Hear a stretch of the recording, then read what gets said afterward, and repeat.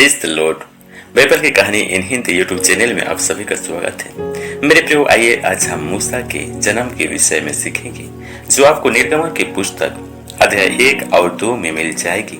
इससे पहले कि हम वीडियो को शुरू करें, यदि आप लोग इस चैनल को सब्सक्राइब नहीं किए हैं तो जरूर कर लें, ताकि इसी प्रकार की कहानी वीडियोस आप लोगों को मिलती रहेगी। ये उस समय की बात है जब इसराइली मिस्र में रहा करते थे और मिस्र में रहते हुए उनके 400 वर्ष हो चुके थे और इसराइली संख्या में बहुत बढ़ चुके थे। यूसुफ तो मिस्र में पहले ही आ चुका था। याकूब के निज वंश में जो उत्पन्न हुए वे 70 प्राणी थे।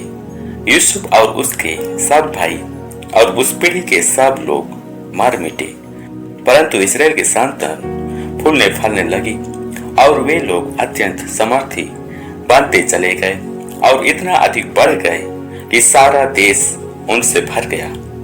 तब मिस्र में एक नया राजा गादी पर बैठा जो यूसुफ को नहीं जानता था। उसने अपनी प्रजा से कहा, देखो, इस्राएली हमसे गिनती और सामर्थ्य में अधिक बढ़ गए हैं, इसलिए आओ हम बुद्धिमानी से उनके साथ बर्ताव करें। कहीं ऐसा ना हो कि जब वे बहुत बढ़ जाएं और संग्राम का समय आ पड़े तो हमारे बैरियों से मिलकर हमसे लड़े और इस देश से निकल जाएं। इसलिए उन्होंने उन पर बेगारी कराने वालों को नियुक्त किया कि वे उन पर भार डाल डालकर उनको दुख दिया करें। और उन्होंने फिरौन के लिए पितोम और रमसेस नमक भंडार वाले नगरों को बनाया, परंतु जैसे जैसे वे उनको दुख देते गए वैसे ही वे बढ़ते और फैलते चले गए। इसलिए वे इस्राएलियों से अत्यंत डर गए। तो भी मिस्रियों में इस्राएलियों से कठोरता के साथ सेवा करवाई और उनके जीवन को गारे, ईंट और खेती के भांति भांति के काम की कठिन सेवा से दुखी कर डाला।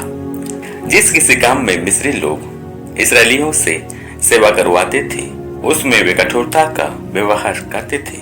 उसी समय सिप्रा और पुआ नामक 2 इब्री भाइयों को मिस्र के राजा ने आज्ञा दी कि जब तुम इब्री स्त्रियों को बच्चा उत्पन्न होने के समय प्रसव के पत्थर पर बैठी देखो, तब यदि बेटा हो तो उससे मार डालना और बेटी हो तो जीवित रहने देना।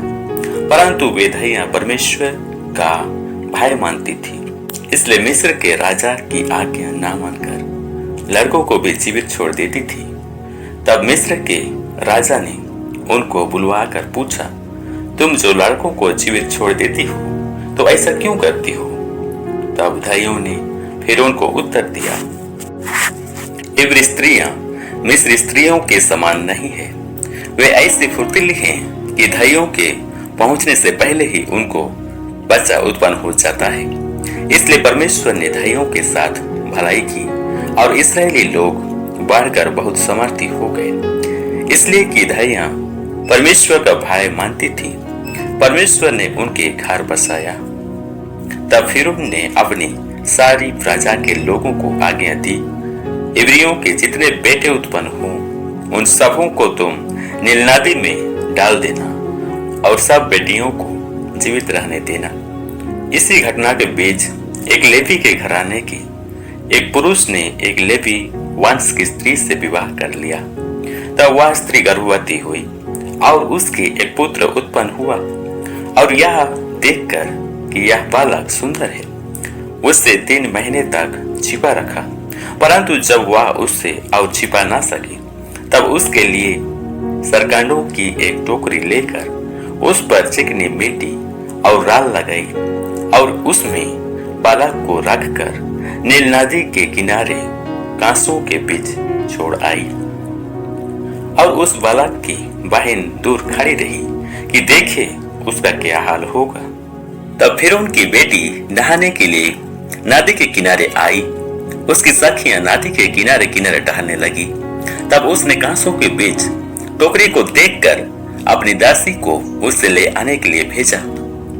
जब उसने उससे खोलकर देखा कि एक रोता हुआ बालक है, तब उससे तरस आया और उसने कहा, यह तो किसी इब्री का बालक होगा। तब बालक की बहन ने फिरौन की बेटी से कहा, क्या मैं जाकर इब्री स्त्रियों में से किसी धाई को तेरे पास बुला ले आऊं, जो तेरे लिए बालक को दूध पिलाया करे? फिरौन की बेटी ने कहा, जा। तब लड़की जाकर बालक की माता को बुला ले आई। फिरौन की बेटी ने उससे कहा, तू इस बालक को ले जाकर मेरे लिए दूध पिलाया कर और मैं तुझे मजदूरी दूंगी। तब वह स्त्री बालक को ले जाकर दूध पिलाने लगी। जब बालक कुछ बड़ा हुआ तब वह उसे फिरौन की बेटी के पास ले गई और वह उसका बेटा ठहरा और उसने ये कहकर उसका नाम मूसा रखा, मैंने इसको जाल से निकाला था।